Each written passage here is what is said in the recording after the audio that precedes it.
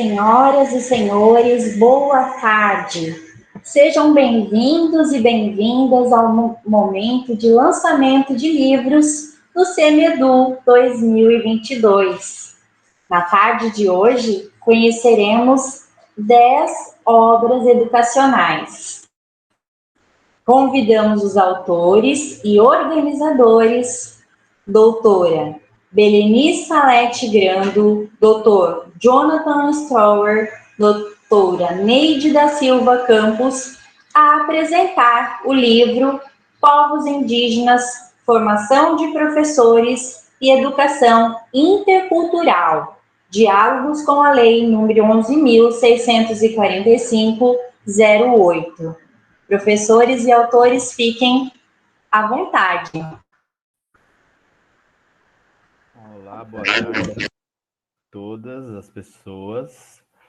Vou compartilhar aqui a capa do livro, né, para poder ilustrar o nosso trabalho e também falar um pouquinho sobre ele, né. Eu sei que a gente tem 5 minutos para poder falar, então se puderem me interromper também aí no meio do caminho, a gente não se empolgar na falação, eu agradeço.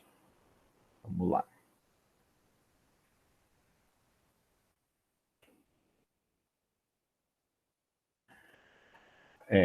Bom, então, meu nome é Jonathan Stroher, eu sou membro do grupo de pesquisa Corpo, Educação e Cultura, que é coordenado pela professora Belenice Salete Grando, dentro da linha de movimentos sociais, políticas e educação popular do programa de pós-graduação em educação, né, ali da UFMT. E aí vou apresentar para vocês aqui hoje o resultado do trabalho do grupo de pesquisa realizado em uma formação continuada de professores em Cuiabá no ano de 2018. Né? E esse livro ele é organizado pela professora Belenice Salete Grando, por mim, né, Jonathan Stroher, e pela professora Neide da Silva Campos. Né? Então, todos membros do grupo de pesquisa. Na época, né, no ano de 2018, o grupo de pesquisa realizou uma formação com professores da rede municipal de Cuiabá, né, e essa formação ela tinha como intuito a valorização da história e cultura do povo bororo, né, nas escolas municipais de Cuiabá. Então, a partir do trabalho desenvolvido com as escolas, com os professores e com os colaboradores de várias escolas de Cuiabá, o grupo de pesquisa depois, né, após as várias etapas de produção dessa formação, o grupo de pesquisa ele foi analisando os encaminhamentos que foram realizados durante a formação, entendendo que esses encaminhamentos eles vinham sendo configurados como uma perspectiva teórico-metodológico de encaminhamento dentro da formação de professores, né? E também uma possibilidade de pesquisa dentro do próprio grupo. Né? Então, utilizar a metodologia de formação que o grupo assume como uma metodologia também de pesquisa. Né? Então, a partir desses encaminhamentos dados dentro da formação, o grupo de pesquisa ele foi sistematizando os dados oriundos dessa formação e chega, então, à organização da formação-ação intercultural, que é um processo metodológico, né, teórico-metodológico específico do grupo de pesquisa Corpo, Educação e Cultura. Então, neste livro, a gente traz essa organização teórico-metodológica que foi construída no grupo de pesquisa, em diálogo com os professores e colaboradores das escolas de Cuiabá, ao tematizar especificamente os povos indígenas, né? E aí um povo indígena, especificamente, no caso, o povo bororo, por entender que as matrizes indígenas que estão presentes na cidade de Cuiabá, elas influenciam diretamente os elementos da cultura das pessoas que vivem nesse contexto. Então, o diálogo com a história e a cultura indígena diz respeito com os diálogos com a história e cultura do próprio local onde o município ele surge. Né? Então, nessa primeira etapa do livro, ele é organizado em 2 momentos. Então, num primeiro momento, numa primeira parte do livro, ele traz essa articulação teórica e metodológica que o grupo foi estabelecendo ao desenvolver a formação e ao ir constituindo os campos de organização metodológica da formação, né? E apresenta, então, essas etapas da denominada formação ação intercultural, que é a metodologia específica do grupo de pesquisa. E, no segundo momento, o grupo traz, né, a partir do diálogo com outros autores do Sudeste, do Norte, do Nordeste, né, e do Centro-Oeste, relatos de experiências formativas e práticas pedagógicas que tematizavam a história e a cultura indígena. Então, né, experiências de vários contextos do Brasil que vêm dialogando com o encaminhamento, né, e a implementação da Lei 11.645 de 2008. Então, o livro ele traz essa articulação teórico-metodológica estabelecida pelo próprio grupo de pesquisa e também experiências em outros campos de atuação, em outros campos culturais, de constituição de práticas pedagógicas e formativas que tematizem, então, as questões indígenas no território brasileiro. Então, o livro ele traz essa constituição. Ele foi publicado pela editora da UEM, né, a partir de um processo seletivo em que nós encaminhamos a proposta, né? Então, ele está disponível também para compra. Eu vou deixar o link aqui no chat para as pessoas que tiverem interesse em adquirir o livro, né? Então, resumidamente, a proposta ela traz essa articulação e essa constituição do que o livro apresenta para a sociedade, né? Como um resultado de pesquisa e de formação do grupo Coeduc na Baixada Cuiabana, a partir dos trabalhos desenvolvidos pelo próprio grupo. Então, seria isso. Gratidão, Jonathan, muito obrigada, parabéns ao Coeduc, parabéns aos organizadores, ficamos aqui com um gostinho de quero mais, mas o Jonathan vai compartilhar aí o link onde a gente pode comprar e acessar, né, esse livro tão importante e necessário no mundo da educação. Já vou indicar para as minhas orientandas. Jonathan, gratidão, e vamos passar agora, então, para as autoras e organizadoras, doutora Cláudia Maria Guimarães Lopes de Castro, a apresentar o livro Desmundos, Coloniedade do Poder e do Saber no Campo da Saúde Indígena. Ok. Boa tarde, né, a todos e a todas que estão assistindo, né, esse lançamento, esse momento, assim, bem importante, né, de compartilhamento desses saberes, né. Esse meu livro, ele é fruto de uma tese de doutorado que eu fiz no Instituto, né, ligado ao programa de pós-graduação em Estudo de Cultura Contemporânea, ECO, aí da UFMT, e é fruto também de um processo de vivência de mais de 20 anos que eu tenho com a cultura indígena, especificamente no campo da saúde indígena, né? No campo também da formação indígena, já que também na época eu estava na Escola de Saúde Pública, eu sou funcionária pública da Secretaria Estadual de Saúde do Mato Grosso, e é fruto dessas minhas experiências, né, de lidar com as equipes de saúde que estão em área.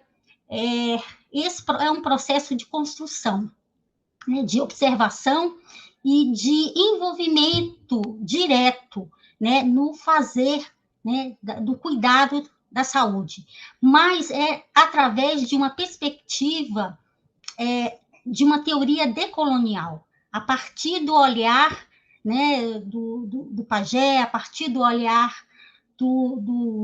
das lideranças indígenas. Então, eu quero, assim, agradecer, né, essa caminhada também, tive uma orientação ao doutor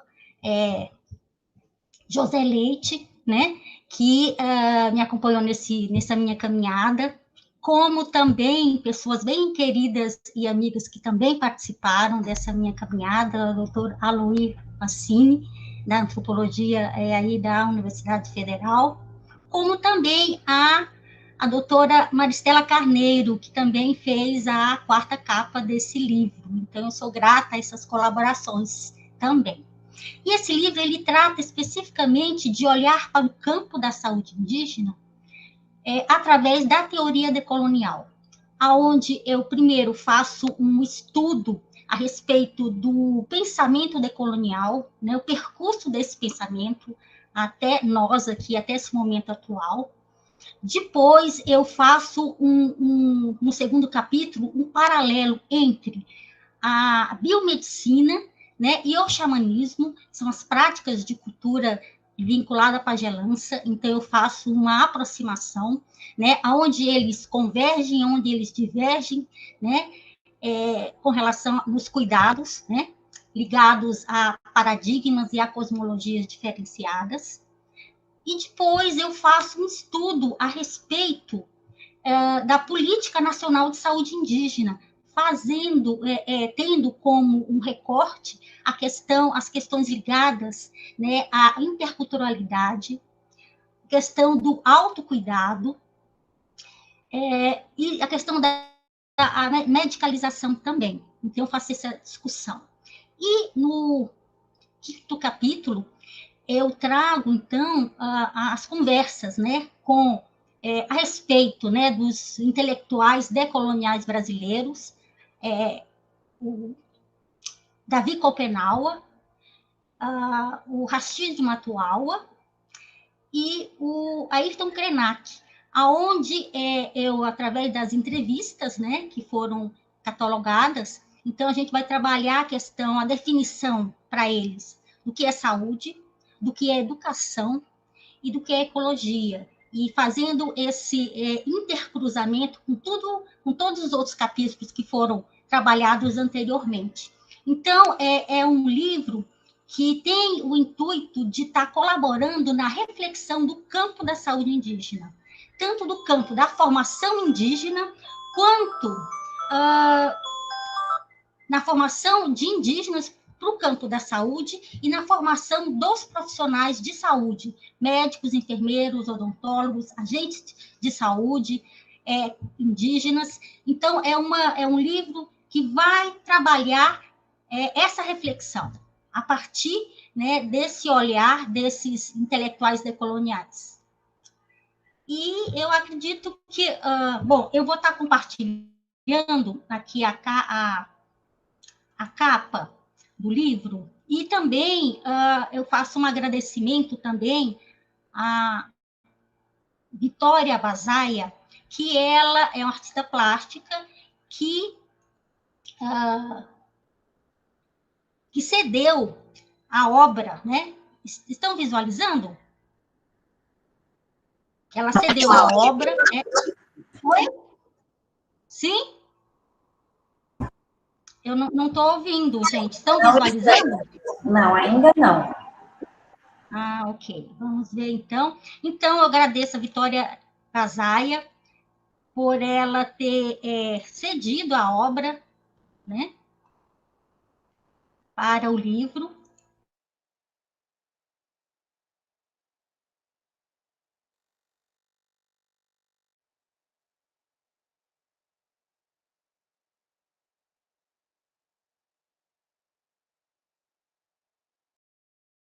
A todos que fizeram parte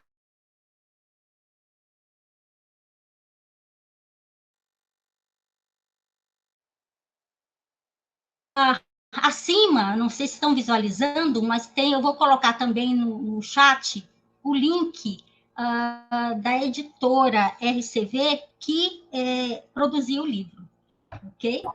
Muito obrigada, Cláudia. Era isso que eu ia te pedir. Compartilha aqui conosco o link, aí a gente vai conseguir visualizar essa capa, né, que você descreveu. Obrigada por compartilhar, então, né, os resultados de sua pesquisa, este livro belíssimo. Nós passamos agora, então, a ouvir, né, convidamos a autora e organizadora, a mestra Flávia Gilene Ribeiro, a apresentar o livro Na Sua Escola Tem Racismo? Na Escola do Brejinho tem. Oi, boa tarde. Sejam todos bem-vindos ao Semiedu de 2022, a este lançamento de livros. O meu livro é Na Sua Escola Tem Racismo, na Escola do Brejinho tem. É resultado também de uma pesquisa de mestrado que foi realizada há quase 10 anos atrás, 2013 e 2014, em uma escola pública aqui de Cuiabá. Mas é importante que antes que eu adentre exatamente o que traz o livro, que eu traga e compartilhe com vocês por que eu hoje sou pesquisadora e estudo a questão das relações raciais. Em 2007, eu era regente de uma turma de alfabetização em Juara, Mato Grosso, e duas aluninhas que tinham o meu estereótipo, os meus cabelos, a cor da minha pele, uma olha para a outra e diz assim, olha aqui, você é preta e preta trabalha para branco. Então, aí começou uma grande procura da minha parte para compreender a questão das relações raciais e educação, e também de uma educação antirracista, que não é fácil, e a gente tem visto hoje o quanto a sociedade tem se movimentado em relação a isso. Então, a minha pesquisa logo após esse acontecido em Juara, eu venho para Cuiabá para cursar o mestrado no NEPR, que é o Núcleo de Estudo e Pesquisa sobre Relações Raciais e Educação, e caio na Escola do Brejinho. Então, o que é que nós temos aqui dentro do livro Na Sua Escola Tem Racismo? Além de trazer alguns aspectos do racismo institucional nesta escola, traz também partes históricas de alguns contextos da sociedade brasileira. Porque não é possível desenvolvermos uma educação antirracista sem compreender, primeiro, como é que o racismo está entranhado dentro de uma sociedade, não só a brasileira, muitas, mas neste caso aqui, especificamente, é a sociedade brasileira. Então, dentro do livro, para além da pesquisa, como que ela foi feita, quem são os participantes e tal, nós temos ainda alguns conceitos sobre o racismo científico, o racismo individualista, o racismo institucional, o racismo estrutural, e, por fim, o contexto daquela escola naquele momento e por que naquela escola se configurava, então, nos saberes e práticas cotidianos, o racismo institucional. Então, muitas pessoas me perguntam diretamente, mas, Flávia, eu quero entender o racismo institucional em si. O que é o racismo institucional? Essa é uma pergunta bastante complicada, e este livro, ele não vai trazer todas as respostas, mas o que eu posso dizer sobre o racismo institucional nesse momento é que, primeiro, a gente tem que compreender o que é o racismo estrutural. Então, o racismo estrutural, como o próprio nome diz, ele é uma base. Ele é a base da sociedade brasileira e, de uma forma, assim, muito peculiar, a partir da proclamação da República, algumas pessoas fizeram parte, essas pessoas são os médicos da época, com base em diversos tipos de teorias, entre elas a eugenia, eles fizeram parte de vários aparelhos do Estado, vamos dizer assim. Então, como eles estavam com esta teoria sendo muito trabalhada, e ela estava muito em voga no momento, e ela era a teoria bastante usada naquele momento, estes médicos foram para dentro dos aparelhos do Estado e executaram várias práticas que recaem dentro do racismo. Então, é mais ou menos por aí, é um contexto bastante histórico para que a gente possa compreender e também, hoje, atuar dentro da escola e tentar desenvolver uma educação antirracista. Esse livro é, assim, muito pequenininho, diante de toda a grandiosidade que é discutir o racismo na sociedade brasileira. Eu também vou disponibilizar o link aqui, ele é pela editora Apris, mas ele está disponível em todas as plataformas de venda de livros. Muito obrigada, Flávia. Parabéns pela publicação importante, necessária. Parabéns também ao NEPR, grupo de pesquisa a qual você se vinculou. E agora ficamos também com gostinho de quero mais, instigadas, né, a fazer a leitura e nos aprofundarmos nessa questão tão necessária em nosso país e em nossas escolas. Muito obrigada, Flávia.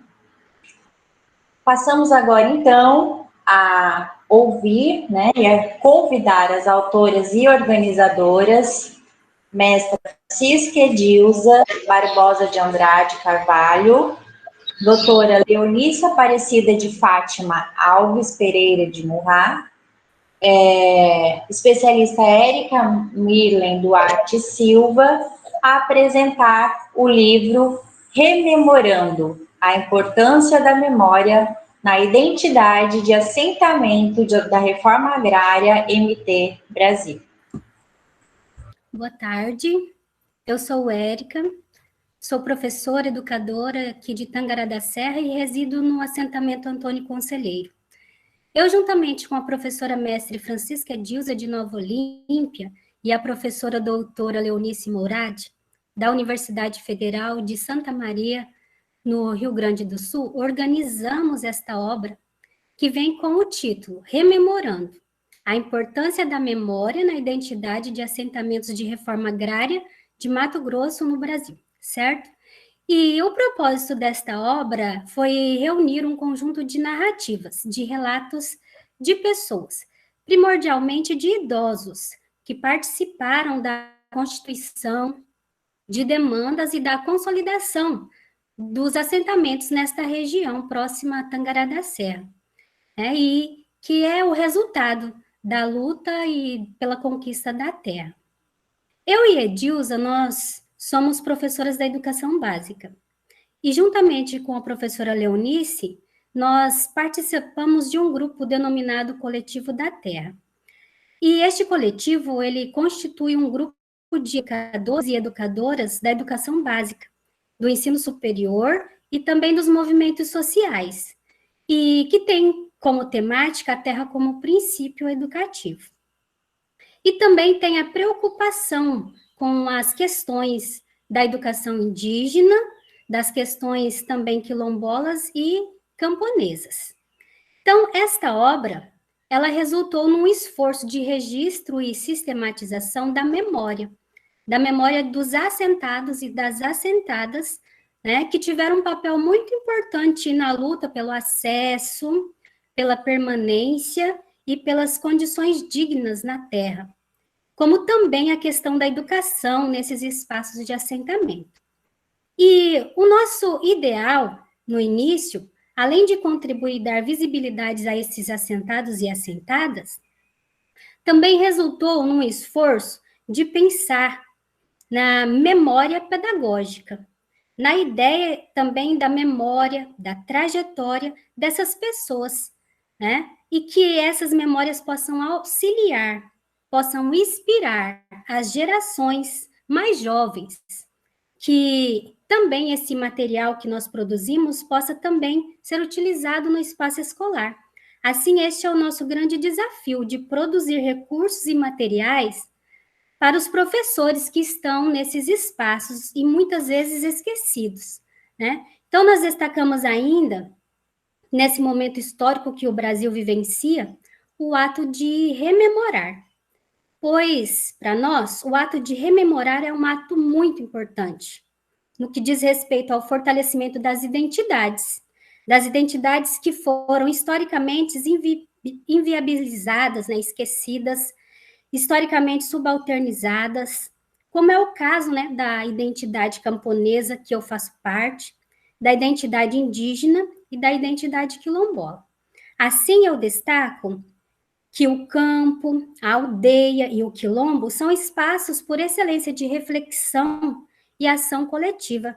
E nessa questão foram professores, educadores, né, do Coletivo da Terra que fizeram parte dessa coletânea. E desde já eu agradeço os colaboradores, né, dessa parceria. Então, essa obra, ela é uma obra aberta. E nós também vamos disponibilizar o link, né, para acesso livre. Isso colabora, né, no pensar efetivamente na potência da memória didática. E vale ressaltar que este esforço de sistematizar memórias, né, principalmente a memória de idosos, vem sendo feito também na temática indígena, né, pois também temos uma obra que também vai ser publicada, né, com esse mesmo pressuposto de memória social e coletiva. E temos também a abordagem quilombola, que a nossa colega Maria Helena vai apresentar logo após. Né? Enfim, fica aqui o convite para todos que desejar apreciar esta obra. Eu desejo uma ótima leitura e que essas memórias possam auxiliar a outros em seus estudos a pensar a trajetória desse grupo, né? E, enfim, que esse material sirva também como fonte de pesquisa. E, assim, eu agradeço. Muito obrigada, Érica. Parabenizamos, então, a vocês, autoras, organizadoras, ao Coletivo da Terra, por uma temática tão importante e por esse convite, né, de dar visibilidade a esse ato de rememorar como formação de identidades. Muito valioso. Convidamos, então, agora as autoras e organizadoras, doutora Leonice Aparecida de Fátima Alves Pereira Murrá, mestra Maria Helena Tavares Dias, mestra Benedita Rosa da Costa, a apresentar o livro. Agora é o desafio de falar, né, Maria Helena? Modo Pé Fungo. Não sei se eu vou saber pronunciar essa. Depois você me ajuda e me corrige. Eu também. Vamos lá. Modo Pé Fungo, que significa obrigada. Gratidão, obrigada. Fragmentos e ressignificações de memórias negras. Com você, Maria Helena. Muito obrigada pela ajuda. Boa tarde a todos, todas. Hoje eu trouxe a obra, né, construída a várias mãos, a mão da professora doutora Leonice, da quilombola e colega Benedita Rosa, de Poconé, eu, quilombola e professora, mestre aqui de Barra do Bugres, do território Vão Grande, e nós, organizadoras dessa obra, assim como a Érica disse, né, trazemos essas experiências, essas vivências, nos espaços onde nós ocupamos, né? Então, espaços e vivências de moradores, de pessoas que estão na luta, que estiveram sempre presentes na luta, então trazer essas memórias, essas lembranças, essas lutas para os espaços de poderes, para as universidades, para que a gente valorize mesmo essa questão da identidade, né? Da identidade negra, da identidade quilombola. E o conjunto de narrativas e relatos que nós trouxemos nessa obra vem falando dessa vivência, né, dessas experiências nos espaços de lutas, que são os espaços dos territórios quilombolas, pouco divulgado e pouco conhecido, né? Então, trouxemos, então, essa obra, que foi um esforço de sistematização da memória, né, de grandes pessoas das comunidades, onde nós podemos trazer, rememorar toda essa luta, essa vivência, esse cotidiano de vida, para realmente valorizar essa identidade negra, essa identidade da negritude. Essa trajetória de quilombos, ela vem sendo trabalhada há alguns anos, como a Érica disse, no Coletivo da Terra. Então, o Coletivo da Terra que integra professores, formadores, doutores, camponeses, professores, doutores, doutorandos quilombolas e professores, doutores indígenas das aldeias de Barra do Bugres e de Sapezal, Campo Novo e outros lugares. Então, o Coletivo da Terra é esse coletivo que integra toda essa diversidade e que nos ajuda a rememorar e a trazer à tona todas essas memórias de moradores, de pessoas que já passaram pela luta, pela questão da educação, pela questão agrária, pela questão do fortalecimento da identidade, mas que raramente são lembrados. Então, a nossa obra vem com esse intuito de trazer toda essa questão da identidade da negritude para dentro das universidades, para que eles sejam valorizados, para que realmente a população quilombola, a população indígena, a população camponesa tenha orgulho, né, de seus moradores. Então, é um livro que pode ser usado com muita facilidade na escola, porque traz a memória de antigos moradores, né, como planejamento, como parte de um currículo, e também para que outros moradores, outros professores, né, de outras comunidades também tenham essa ideia de fazer obras parecidas, para que realmente a gente consiga fazer com que os saberes, os conhecimentos, as tradições, elas sejam dialogadas nos espaços das universidades, nos espaços que geralmente não se encontram.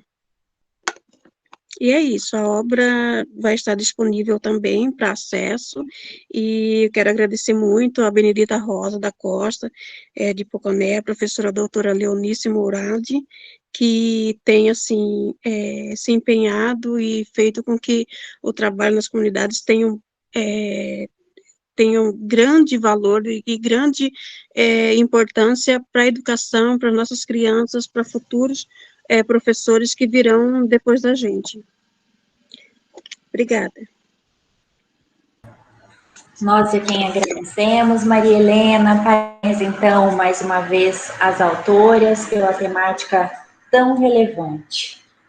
Convidamos agora, então, os organizadores, doutor Marcel Thiago Damasceno Ribeiro, que organizou juntamente comigo 4 livros, a saber, Formação Inicial e Continuada de Professores e Professoras, Histórias, Políticas Públicas e Pesquisas. 2. Pluriverso Educativo nas Reinvenções Científicas e Socioambientais. 3. Cultura Digital, Currículo e Perspectivas Teórico-Metodológicas em Educação. E 4º livro, Crianças, Linguagens e Ludicidade, Caminhos e Modos de Caminhar.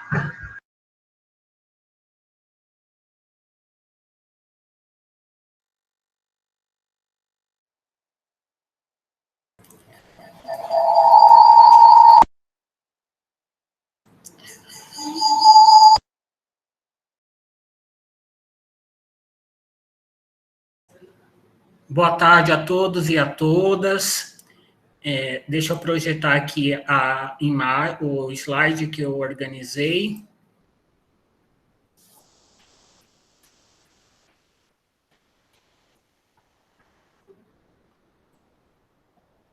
Está aparecendo? Ainda não.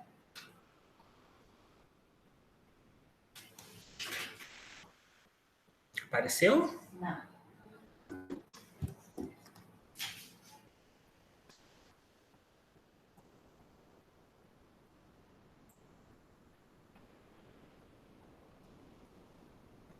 Apareceu? Não. Quer que eu passe para Amanda, a pessoa que fica por fim? E você manda para ler ou para mim o slide? Pode ser.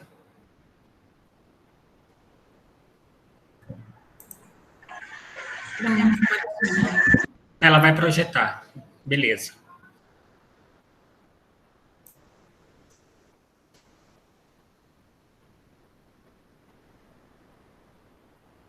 Estamos com um problema técnico, mas já estamos resolvendo.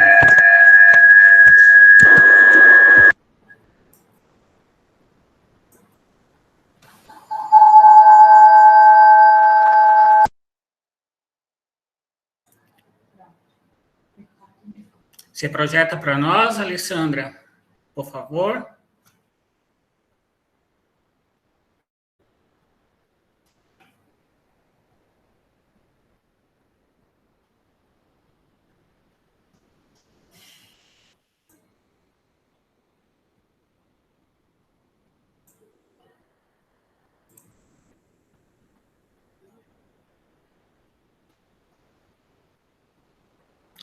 Pronto. Então, no ano de 2022, no início desse ano, o Programa de Pós-Graduação em Educação teve um recurso da CAPES para divulgação de pesquisas científicas. Então, como que nós utilizamos esse recurso da CAPES, que é um recurso com dinheiro público?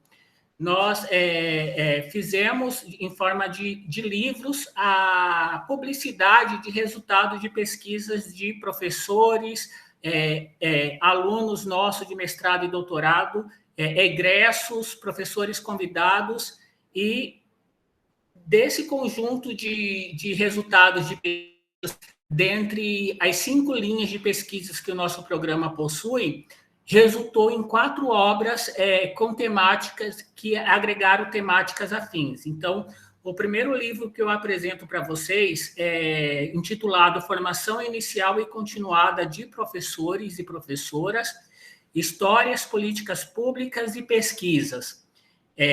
Mais uma vez, reforço que nós tivemos o patrocínio da CAPES, então, todas essas obras, no final, a gente vai socializar para vocês o link, que foi feito pela editora CRV, lá em Curitiba, no Paraná, e todos os livros têm acesso para download de forma gratuita. Então, convidamos todas e todos a baixar esses livros, a ler e se inteirar e viajar com a gente nos resultados da nossa pesquisa.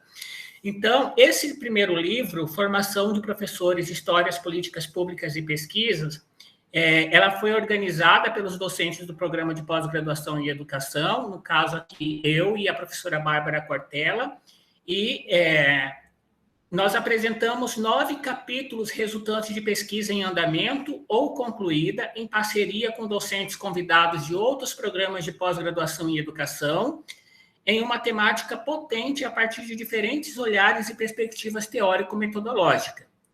E aí aqui a gente traz uma sinopse, a gente mostra uma sinopse que vocês estão vendo aqui do lado da imagem da professora Bárbara, que me permite ler com vocês. Olha, ressignificar a formação de professores no Brasil é um movimento constante e necessário, seja na compreensão de suas histórias e memórias que nos auxiliam a compreender as permanências e a ruptura do tempo presente, seja ainda paradigmas nessas ações no futuro.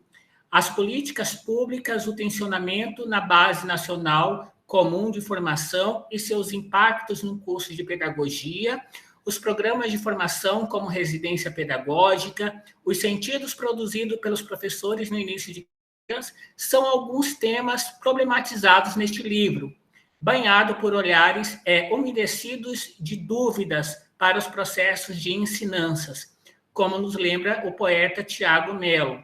São pesquisas permeadas pelo respeito às diferentes temporalidades, culturas e saberes necessários à formação docente que nos inspiram a esperançar a resistir em tempos tão áridos. Passa para nós o slide, por favor. Aqui, novamente, a capa do livro, Formação Inicial e Continuada de Professores, Histórias, Políticas Públicas e Pesquisa. Como que esse livro está constituído? Eu vou apresentar para vocês, como eu já disse, 9 capítulos. Me permitam só a gente navegar nos títulos das obras que compõem esse livro para aguçar a curiosidade e o interesse de todos vocês a baixarem o livro para ler. Pode passar. Então, esse livro ele tem constituído do sumário, a apresentação. E aí, a professora doutora Cíntia Graziella nos honrou aqui, prefaciando esse livro, a professora Cíntia da Unesp de Marília. O prefácio está intitulado Achadouros Formativos de Professores, dos Quintais das Docências a Andarilhagens Históricas. O capítulo 1, intitulado Ensino Primário Rural em Mato Grosso nas diferentes ruralidades de 1930 e 1945. Quem assina esse capítulo são as autoras Luciana, Elizabeth Sá, Betânia e Flaviana. O capítulo 2 deste livro está intitulado Escola Rural, Formação de Normalistas Rurais. Quem assina este capítulo são os autores Nilce, Joseni e Marilu. Pode passar. O capítulo 3 está intitulado Base Nacional Comum de Formação e a sua situação retórica, demandas, tensionamentos e normatividade à pedagogia. Quem assina esse capítulo são os pesquisadores, a professora Geniana e a Clarissa. O capítulo 4 está intitulado Formação Continuada de Professores de Matemática e o Laboratório de Ensino de Matemática, Balanços das Pesquisas. Quem assina são os autores Éder e Ruth. O capítulo 5, intitulado A Formação de Professores de Química no Contexto do Programa Residência Pedagógica da Universidade Federal de Mato Grosso. Quem assina esse capítulo são os autores Laiene, Marcel, Ana Carolina e Gaélica. E, para finalizar, a apresentação dos capítulos deste livro constitui mais esses 4. O capítulo 6, intitulado Professores e Professoras em Início de Carreira e os Sentidos Produzidos na Docência. Quem assina esse capítulo são os autores Luciane e Evando. O capítulo 7, intitulado Jogos Teatrais para a Transformação de Crianças e Professoras em Voos. Quem assina este capítulo são os autores Rogério, Bárbara Cortella e Fabiano. O capítulo 8, intitulado Ser Professora Bororo na Educação Escolar Indígena em Mato Grosso. Quem assina este capítulo são as autoras Neide e Beleni. E, por fim, o capítulo 9, intitulado Arquitetura do Recreio Escolar, Auxílio ou Restrição. Quem assina esse capítulo são os autores Moacir e Cleomar. Passamos, então, agora para o próximo livro, que fazemos a divulgação e o lançamento aqui para toda a nossa comunidade, intitulado Pluriverso Educativo nas Reinvenções Científicas e Socioambientais. Neste livro aqui apresentamos 8 capítulos também, resultantes de pesquisas concluídas, em parceria com docentes convidados de outros programas de pós-graduação em educação sobre temáticas relevantes nesse contexto das reinvenções científicas e socioambientais, a partir de diferentes olhares e perspectivas teórico-metodológicas. E aí, me permite eu ler aqui para vocês, do lado da imagem também da professora Bárbara Cortella, a sinopse do livro. Olha, neste livro, o leitor é convidado a entender a educação ambiental. Só um minuto. A educação ambiental, a educação científica, a ecologia dos saberes, as práticas pedagógicas coletivas e individuais, entre outros, por meio de resultados de pesquisas desenvolvidas em diferentes lugares e espaços formativos. Desta forma, com um diálogo no contexto das ações coletivas, almeja-se as reflexões por mudanças construtivas à sociedade no que se refere à educação, à ciência e à diversidade. Passa para nós. Aí reforçamos a capa do livro, né? Pluriverso Educativo nas Reinvenções Científicas e Socioambientais. E agora mostramos para vocês os capítulos que compõem o livro. Quem prefaciou esse livro foi a doutora Terezinha Valim Oliver Gonçalves, professora titular da Universidade Federal do Pará. E o primeiro capítulo está intitulado Entre Memórias e Travessias, Diáspora e Migração Climática, das autoras Denise, Roberta e Michele Sato. O capítulo 2 está intitulado Ecologia de Saberes e Interculturalidade como Inéditos Viáveis para Fomentar a Formação de Professores. Quem é esse capítulo são as autoras Mariúce Moraes e as professoras, colegas nossas da Unemate, Marinês, Carmen Stieler, a professora Ellen Cristina, faltou um ponto e vírgula ali no final do Stieler, porque a outra pesquisadora, autora é a professora doutora Ellen, a Leonice Aparecida. O capítulo 3 está intitulado Educação em Ciências em Destaque, Pesquisa e Proposta Didática Interdisciplinar com o tema Plantas Medicinais. Quem assina este capítulo são os autores João Vicente, Elaine Chaveiro e o Marcel. O capítulo 4 está intitulado Produção da Existência, Saberes e Praxes Expressos pelos Povos em Comunidades Tradicionais. Quem assina este capítulo são os autores Edson Caetano e Egídio Martins. O capítulo 5, intitulado Evolução Biológica no Ensino Médio, Percepções de Estudantes e Professores. Quem assina este capítulo são as autoras Graciela, Helenádija e Loriselma. Faltou também o ponto e vírgula aí para separar, são 3 autoras. O capítulo 6 está intitulado Políticas Afirmativas em Instituições do Ensino Superior, Primeiras Aproximações. Quem assina este capítulo são as autoras Andressa, Oserina e Valdinéia. O capítulo 7, intitulado Sistema Democrático, Violência e Docências, Elas na Educação, de autoria de Aline, Ana Lara e Joyce.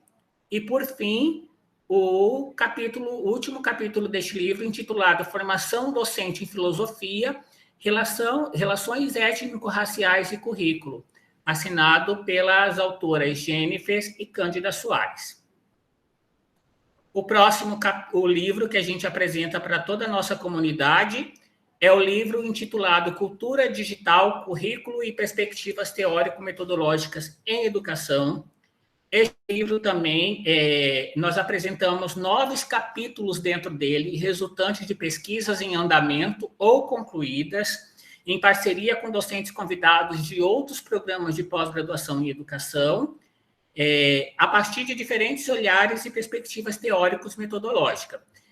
Essa obra busca criar espaços de discussões coletivas que permitam diálogos entre diferentes campos teóricos metodológicos, a fim de ampliar as possibilidades de análise e estudos em discussões em temáticas que perpassam a digital, currículo, práticas pedagógicas e perspectivas metodológicas da educação básica ao ensino superior. Aí, no próximo slide, a gente reforça a capa da obra para vocês, ilustra a capa da obra. Agora, apresentamos os capítulos que constam dentro desse livro. Quem fez o prefácio desse livro foi a professora doutora Niuara Mesquita, da Universidade Federal de Goiás. E o primeiro capítulo está intitulado A Potência do Conceito de Vygotsky para Pensar a Cultura Digital, das autoras Aliana França, Kátia Morozov e Daniela Costa. O segundo capítulo está intitulado Notas sobre Cultura Digital e Práticas Pedagógicas, Educação Básica em Foco, dos autores Danilo e Tatiane. O capítulo 3 está intitulado Cursos de Licenciatura em Pedagogia EAD, Relações entre o lugar da matemática e os saberes docentes. Autoras Denise, Luciana e Sueli Fanise. O capítulo 4 está intitulado O AVA Moodle como apoio ao ensino médio presencial, uma proposta com design instrucional, das autoras e autores Sabrina, Cristiano Maciel e Vinícius Carvalho. O capítulo 5, intitulado Análise do papel da escola em tempos de pandemia da Covid-19 sob a ótica do ciclo de políticas de Ball, das autoras e autores Graziele Borges, Luciene e Kaique. E, finalizando, apresentamos mais 4 capítulos que constam dentro deste livro, que é o capítulo 6, intitulado Novo Ensino Médio e STEAM, Articulações e Referenciais Curriculares, das autoras e autores Valesca, Cristiano Maciel, Ana Lara e Luciana. O capítulo 7, intitulado Perspectiva Semiótica de Charles Peirce e Complementariedade de Michel Ott e o Método Matemático, da autora e do autor Jaqueline e Michel Ott. O capítulo 8, intitulado Docência no Ensino Superior como Campo Polissêmico, dos autores Felício Júnior e Irene Mello. E, por fim, o capítulo 9, intitulado Rastros de Pesquisas em Educação, Questões Teórico-Metodológicas no Encontro com a Filosofia da Diferença, dos autores Silas Monteiro, Dionéia Trindade e Edilma de Souza. E o último capítulo que nós apresentamos aqui para toda a nossa comunidade nesse evento nosso do CEMEDU, é a obra intitulada Crianças, Linguagens e Ludicidade. Também, neste livro aqui, apresentamos 8 potentes capítulos resultantes de pesquisa no campo de educação, em parceria também com docentes convidados brasileiros e estrangeiros de diversos programas de pós-graduação, que apresentam reflexões em torno dessa temática. Vou ler aqui a sinopse com vocês do livro, que está assim: repensar os caminhos e o modo de caminhar das nossas crianças e infâncias no contexto do cotidiano escolar faz-se necessário e urgente. Olhares sensíveis, éticos e estéticos, diferentes formas de linguagens, corporal, musical, literária, teatral, digital, são possibilidades tecidas por pesquisadores e pesquisadoras nesse contexto pós-pandêmico e político, marcado por tantas perguntas. Esse livro é um convite para mantermos nossas janelas do pensar, querer, sentir e agir abertas, resistindo nos diferentes modos de caminhar, persistindo nos modos de compreender e fazer ciência e educação no Brasil e no exterior, propondo formas sensíveis de remover as pedras do caminho, ousando florescer-se e desabrochar-se como um esperançoso girassol, mesmo em tempos de tamanha sequidão. Mais uma vez, reforçamos e ilustramos aqui a capa dessa obra, Crianças, Linguagens e Ludicidade, e apresentamos agora os capítulos que compõem essa obra. Quem fez o prefácio dessa obra para nós foi o doutor Lorival José Martins Filhos, da UDESC, intitulado Semente de Esperança. O primeiro capítulo está intitulado Crianças no Contexto das Pesquisas em Representações Sociais, das autoras Daniela Freire Andrade, Rita de Cássia, Clarilza Prado e Érica Naila. O capítulo 2 está intitulado Educação Musical com Crianças Surdas, Bases Cognitivas e Didáticas para a Proposta Educativa, dos autores Coral Guerreiro Arenas, Leonardo Borne, Guilhermo Hernani de Santana e Luiz Jimenez Ángeles, são professores, doutores pesquisadores de uma faculdade de educação do México. O capítulo 3 está intitulado De Crianças, Seu Recreio, Suas Cirandas, Seus Artefatos, um ensaio sobre a cultura lúdica infantil, dos autores Cleomar Gomes, Raquel Fermino, Eva Laura e Renata Aparecida. O capítulo 4 está intitulado A Pedagogia Waldorf e as suas contribuições para a formação humana dos alunos, das autoras e autores Helena, Evando, Roseli e Jonas. O quinto capítulo está intitulado Contribuições do Sociodrama à Educação Básica, das autoras e autores Iandra Maria da Anunciação e Luiz Augusto Passos.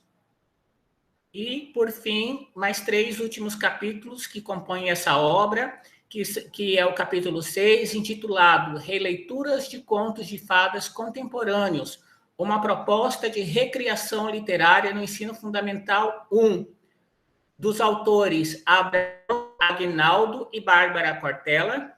O capítulo 7 está intitulado As Línguas e as Formações Interculturais no Ação Saberes Indígena na Escola, dos autores Beleni, Rosilda, Luciano e José dos Santos. E, por fim, o último capítulo, que é o capítulo 8, intitulado Processos Formativos com Tecnologias Digitais em Multiletramentos na Educação, das autoras Terezinha Fernandes, Iracema Cristina Fernandes, Marta e Dulce. Aqui, nós socializamos o endereço para download dos e-books de forma gratuita. Todos esses e-books já constam dentro da nossa página no PPGE, basta vocês entrarem lá no www.fmt.br/curso/ppge. Lá na página do PPGE, vocês vão observar que tem várias abas vocês vão clicar na última aba que está escrito Publicações e terão acesso a todas essas obras para download de forma gratuita. Ou clicar nesse endereço abaixo aqui também, que já cai direto na aba de publicações da página do PPGE, e a Alessandra está fazendo a gentileza de socializar todos os links de obra por obra que vocês podem ter acesso também para download direto da página da editora CRB. Convidamos a todos e a todas a navegarem nessas obras, a compartilhar, a beber da fonte desses conhecimentos científicos, porque são resultados de pesquisas que valem muito a pena todos e todas lerem. Muito obrigado, gente. Muito obrigada, professor Marcel.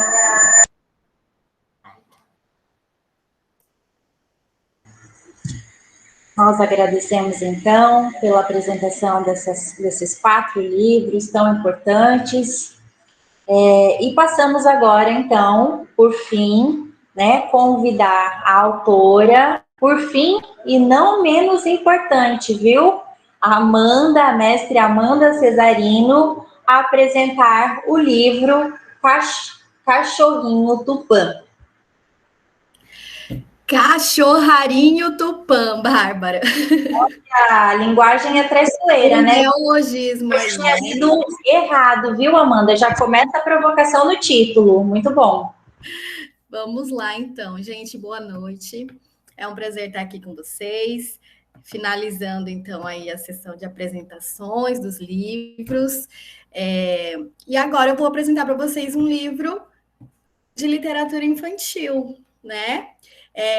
Eu sou a professora Amanda, eu sou formada em Pedagogia e mestre em Educação pela UFMT, sou professora efetiva da Rede Municipal de Cuiabá e sou mãe de uma criança leitora de 2 anos e 10 meses. Então, esse livro aqui, ele tem a belíssima ilustração da artista Daniela Monteiro, que é da nossa região, né, de Cuiabá. Ela, além de artista plástica, é bióloga, mestre em ecologia, professora, contadora de histórias, bonequeira e doula. Então, acredito que formamos uma boa parceria na composição e resultado final desse livro. Esse livro, ele foi escrito em homenagem ao nosso cachorro Tupã, que faleceu no ano passado, e como forma de eternizar a existência dele conosco, esse livro foi preparado com muito carinho.